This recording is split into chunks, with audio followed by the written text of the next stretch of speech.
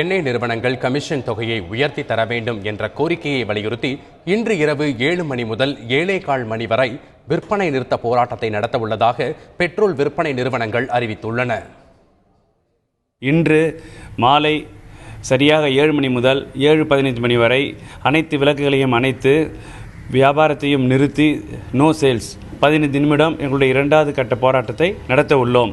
மற்றும் இதற்கு அடுத்தபடியாக 3வது கட்ட போராட்டமாக நவம்பர் 3 மற்றும் 4 ஆகிய 2 தேதிகளில் ஸ்டாப் பர்ச்சேஸ் கொள்முதல் நிறுத்த போராட்டத்தை அறிவித்து உள்ளோம்.